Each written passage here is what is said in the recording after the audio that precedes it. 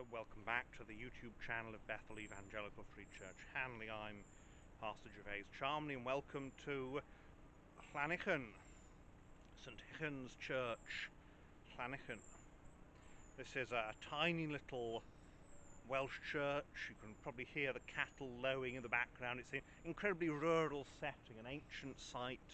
It dates back to the 5th century when St. Hychan, whoever he was, and when it comes to these ancient Celtic saints, there's not a lot of information we have about them. What we can tell is that he would be the man who brought the gospel here in the 5th century. And he would have had a little, probably wooden or stone hut on this site, a llan. Now the Welsh llan, you often find this in place names, and it means an ecclesiastical enclosure. It's not the same as saying, for example, in England we have places where you might have a place called Whitchurch, for example, which generally means there was a stone church there when stone was unusual. But it's not, llan isn't church, eglwys is church in Welsh. Llan is an ecclesiastical enclosure where an early, for want of a better word, a monastery would have been situated. But we mustn't think of these monasteries as being like the great medieval monastery, as like Fountains Abbey, for example, these big places with lots of monks. It would have been a number of people living together in a community. And that's what would have been here in the 5th century. Now, what we see today is a building that dates at its core from about 1,000 years later. So 5th century to the 15th century. There would have been a church here from about the 5th century, but in the 15th century it was completely rebuilt in stone. We're here in the Vale of Clwyd, and the Vale of Clwyd, this part of Wales, there was quite a lot of money around in the 15th century, so that churches like this one were renovated then. This building has since been thoroughly renovated in the 19th century, but it retains much of its charm. So there we are, there's the church behind me. Let's go and have a look at it. And so here we are, moving down the path. Now, what you can see today, the porch and the windows are 19th century, and you see in the middle of the roof, that's a ventilator. That too is 19th century, as is the bell cot, although there would have been some kind of bell cot in the Middle Ages. The porch is a nice piece of woodwork. One of the advantages of a wooden porch like this is it's not invasive in the building. You don't have to key it into the stone in the way you would a stone porch. And it's a nice low entrance as we come in. You've got the seats. Church porches were quite important in the Middle Ages. The Victorians kind of revived the idea. There's the graveyard, and you can see that drop off at the end of the graveyard, where the graveyard has risen above the surrounding land, and perhaps the site was built up at one point, but part of it is that these things tend to rise up, whereas what's beyond may have been landscaped down. And there we are, there's the door. You can see the red sandstone that differentiates it from the lighter stone, and you see that door is quite an old door. It looks like a medieval one. Let's go inside. And here we are inside St. Hychan's. It's a marvellous building, a tiny little space, one of the smallest of these Vale of Clwyd churches. The parish has never been very populous, it's never needed a big church. And so we have this little gem. It was restored in 1878, and the interior reflects Victorian ideas, but there are still a number of pre-Victorian features, and we shall see them as we walk around.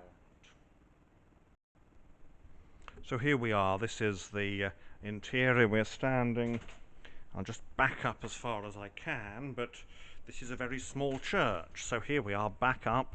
This is as far back as you can go. Behind me is the west door, and that's about it. And you can see immediately that there is no structural distinction internally between the chancel and the nave any more than there is externally. The restoration was done in a fairly sympathetic manner. There's been no going over the top. Now, here we are, it's the middle of 2021, and so a lot of COVID restrictions are still in place. You can see the tape on the benches there, and also means that quite a lot of these Vale of Clwyd churches are closed. There's no real reason for it, but anyway, here we are. This is one of the ones that is thankfully open, and we're very glad for it. So here is the font.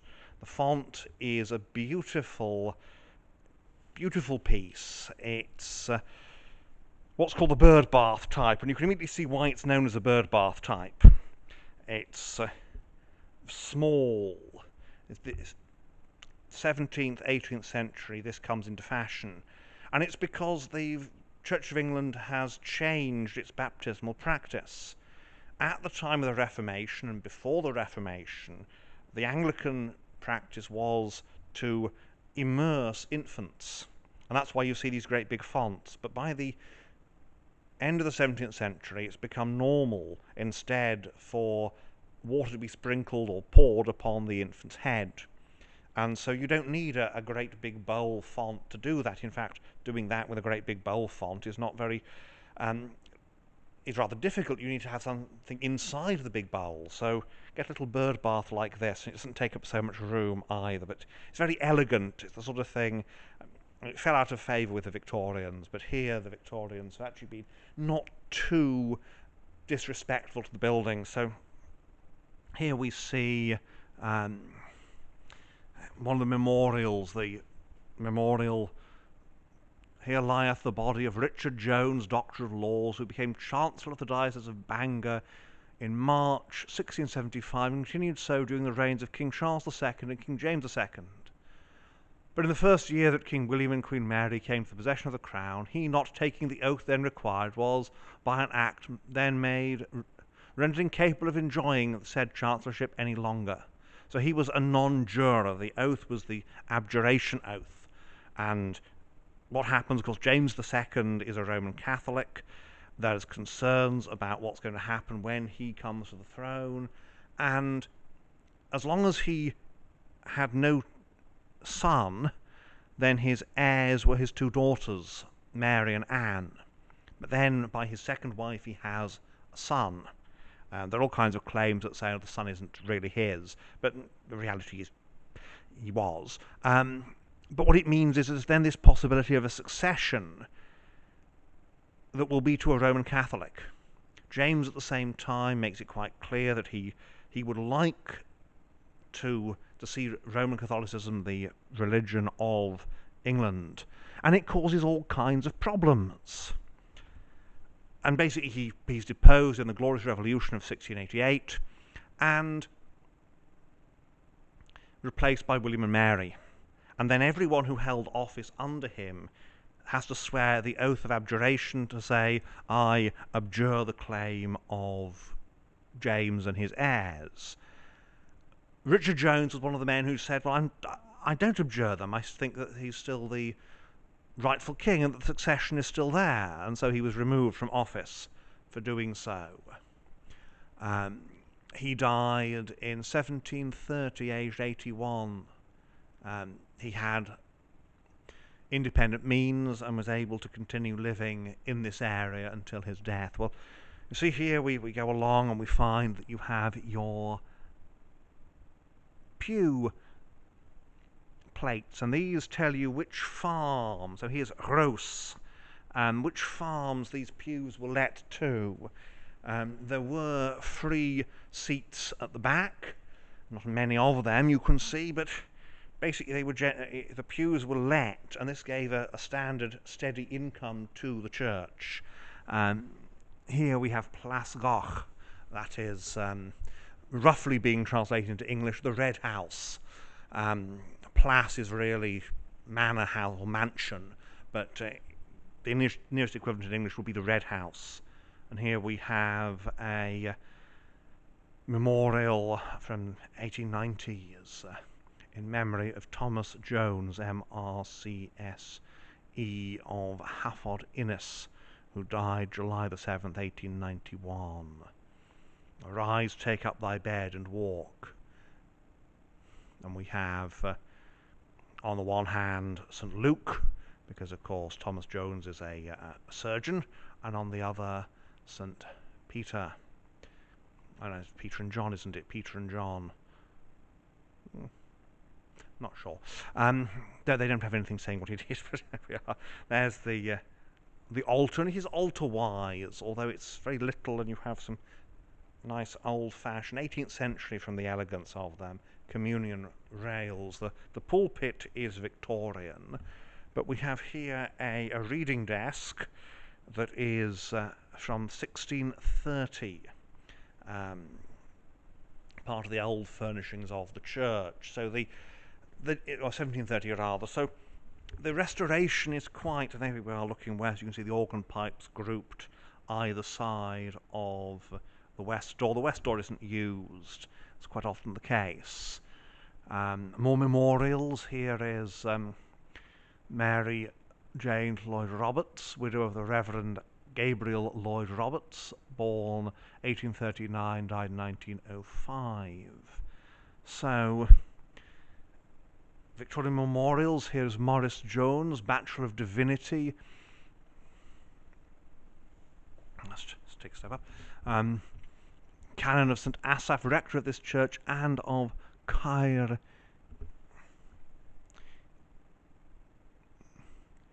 Llanychan.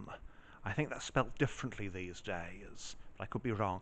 To both which a benefactor, and also by his last will and testament, did give and bequeath the interest of £120 for ever, which was a lot of money back then, to be laid out by his executor for the apprenticing of poor children or for the relief of clergymen's poor widows. He was strictly regular in performing all the duties of his calling, unblemished in his life, conscientiously just in all his actions. He departed this life on the 17th of September 1725, aged 23. And this is a typical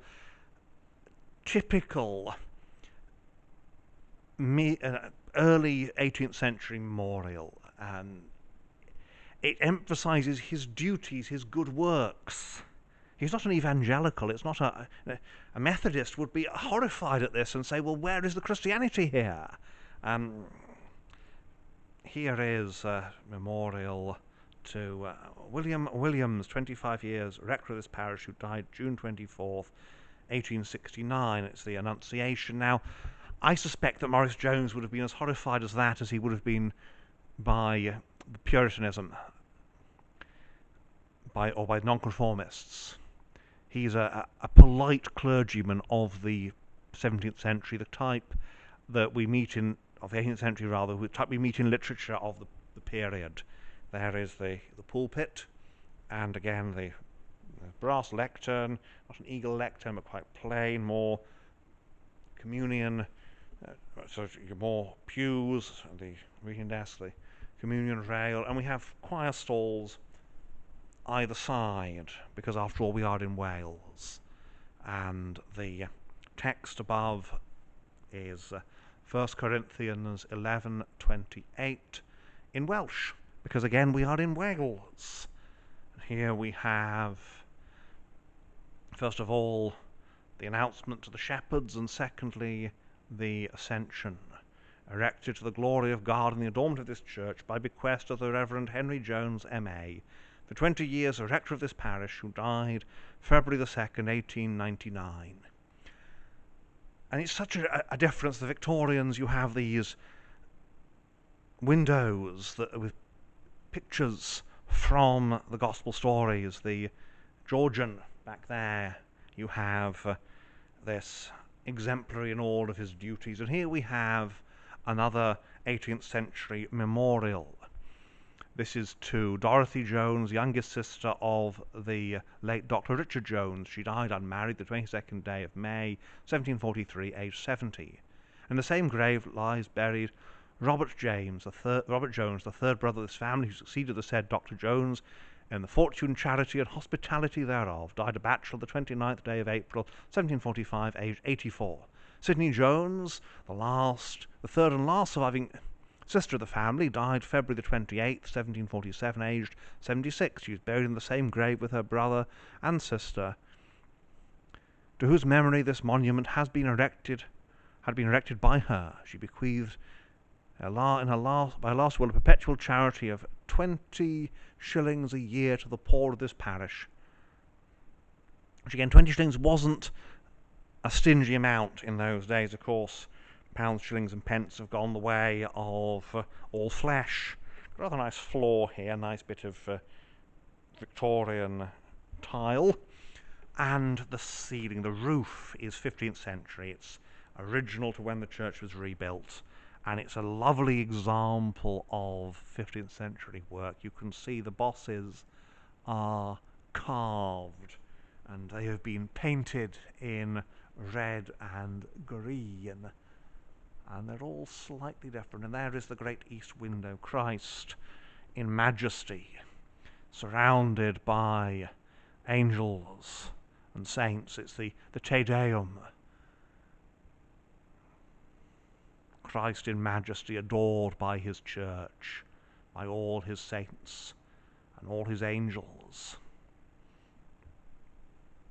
And so here we are, a little village church. We're right back in the Middle Ages, and we are looking at very much a Victorian restoration, but a nice sympathetic one that doesn't go over the top. And the organ is from 1923, and again it's a memorial donated.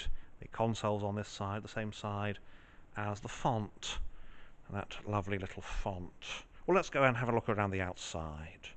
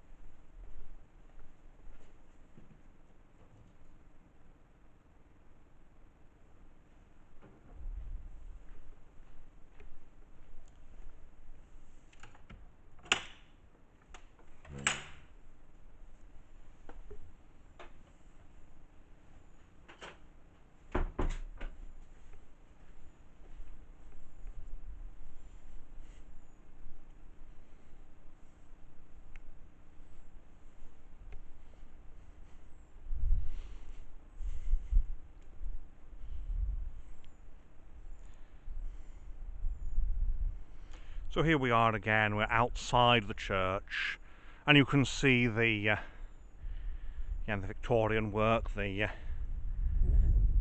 table tombs here, the solid stone walls. You can see the east end has basically been rebuilt by the Victorians, but the walls and that window there, as it's been reset and reordered somewhat, is dated 1626.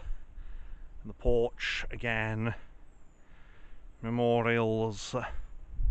You see here the curve of the enclosure, the plan that St. Hychan built, and the west end. Now the west end is singularly plain and not, and it has its own interest because it feels much more 17th, 18th century, maybe late 16th century, rather than it's definitely that door and window are quite old, predate the Victorians. There's a lovely view here. We're here just at the edge of the hills, and just below is the whole Vale of Clwyd stretching off into the horizon. You can just see some traces down here in this field of what look like medieval field systems.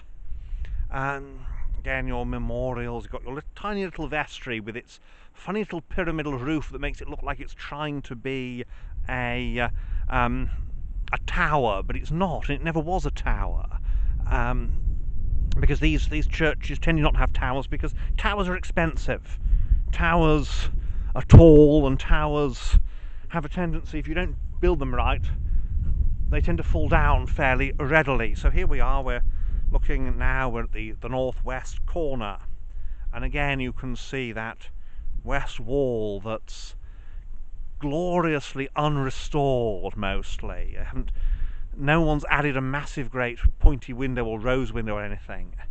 And and the vestry. You've got the underneath is the heating plant, and as I said before, that is not a theological statement. You can see here again the curve of the Llan. It's quite well preserved here. This round site. And the heating plant is no longer in the basement, but there is a little basement. It's only really a basement to the vestry, and clearly is used for storage and things these days. A churchyard up here, the table tomb there. There is one absolutely glorious memorial here. Yes, here we are. Here we are. You can see here this glorious angel to Joseph Crossland Graham of Clwyd Hall near Ruthin, Knight of this county, Justice of the Peace, born March 27th, 1866, died April the 30th, 1946. And there you have this angel cradling a little baby. Let's go down the other side of this great big rose bush, which have obviously been planted as part of his memorial. It's one of the things that you could do if you were a wealthy person in those days. You could have this enormous memorial, and it's striking to find it in this tiny little country church. Yes, you can see there that very, very Victorian-looking stonework of the east wall. I suspect the original one needed rebuilding. So there we are. Yes, Joseph Crossland Graham's monument.